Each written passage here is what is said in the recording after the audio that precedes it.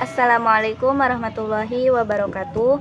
Nama saya Mega Nurhayati. Saya mahasiswi IAIN Syekh Nurjati Cirebon jurusan Piaud semester 6 kelas A. Di sini saya akan meresensi buku yang berjudul Anak Cerdas, Anak Berakhlak dengan Metode Pendidikan Anak Menurut Rasulullah. Karya Syekh Jamal Abdurrahman. Sebenarnya buku ini merupakan buku terjemah dengan judul aslinya yaitu Atfa'ul Muslimin Kaifa Rabbahum An-Nabi Al-Amin. Penerbit buku ini juga yaitu Pustaka Adnan atau PT Pustaka Rizky Putra dengan jumlah halaman 224. Buku ini adalah sebuah buku panduan yang berfokus pada pendidikan anak dalam Islam. Buku ini mengajarkan bagaimana cara mendidik anak yang baik dan juga benar sesuai dengan ajaran Islam. Di sini penulis mengklasifikasikan berdasarkan usia, yaitu ada fase pertama ketika anak masih dalam sulbi ayahnya hingga usia 0 sampai 3 tahun. Ada juga fase kedua yaitu ketika anak berusia 4 hingga 10 tahun. Kemudian ada fase ketiga ketika anak berusia 10 hingga 14 tahun. Ada juga fase keempat ketika anak berusia 15 hingga 18 tahun. Kemudian ada juga dilengkapi wasiat Luqman Al-Hakim dalam mendidik anak. Dari fase pertama ini pada usia 0 sampai 3 tahun, di sini dijelaskan ketika seorang ibu mengandung, maka hendaknya ia memberikan doa sedari anak dikandung, yaitu dengan mendengarkan atau melafazkan hal-hal yang baik seperti membaca doa, berzikir, membaca Al-Quran, sholawat, mendengarkan pengajian, dan mendengarkan hal-hal baik lainnya. Kemudian pada fase kedua yaitu ketika anak berusia 4 hingga 10 tahun.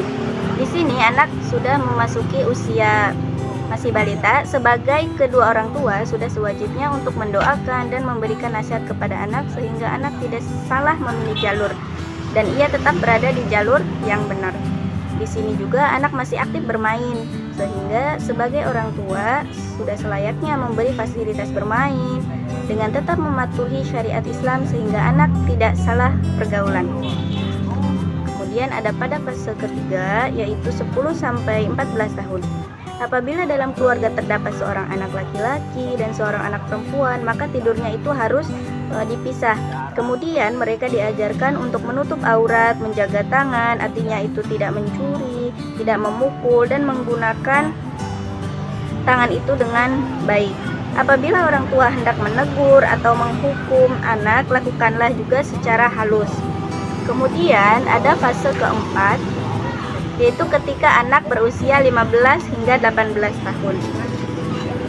Di sini sebagai orang tua maka harus memberikan motivasi kepada anaknya, yaitu untuk mengajarkan anaknya bangun pagi, untuk mencari rezeki, kemudian percaya diri dan mandiri. Kemudian pada bab terakhir yaitu pesan-pesan Luqman berkaitan dengan pendidikan anak-anak. Pesan tersebut yaitu ada 5. Yang pertama itu jangan berbuat syirik. Yang kedua, Allah mengetahui keadaan hambanya. Yang ketiga, dirikanlah sholat, amar ma'ruf, nahi mungkar, dan juga sabar. Yang keempat, jangan sombong. Dan yang kelima, bersikaplah pertengahan. Artinya, apabila kita hendak berjalan ataupun berbicara, jadi ketika berbicara sewajarnya, tidak teriak-teriak maupun tidak jalan dengan terburu-buru atau tergesa-gesa. Karena hal tersebut akan merusak citra seorang manusia yang beriman. Jadi setelah saya mengamati dan membaca buku ini, saya menemukan kelebihan dan juga kekurangan pada buku ini. Kelebihannya yang pertama, penulis buku ini sangat mengedepankan prinsip-prinsip pendidikan Islam dalam setiap pembahasan yang disampaikan. Hal ini tampak dari banyaknya kutipan ayat Al-Quran dan juga hadis yang diberikan sebagai dasar dari suatu pembahasan. Seperti ini. Kemudian yang kedua, buku ini juga membuat banyak contoh kasus yang sering dihadapi oleh orang tua dalam mendidik anak, sehingga membantu pembaca dalam memahami konsep dan juga aplikasinya. Kemudian yang ketiga, pada buku ini tentang metode pendidikan anak menurut Rasulullah, ini diklasifikasikan berdasarkan usia, sehingga apabila kita mencarinya tidak akan sulit seperti tadi, fase pertama, fase kedua, fase ketiga, dan juga fase keempat. Kemudian ada kekurangannya. Yang pertama, pada buku ini tidak dilengkapi dengan cover yang tebal,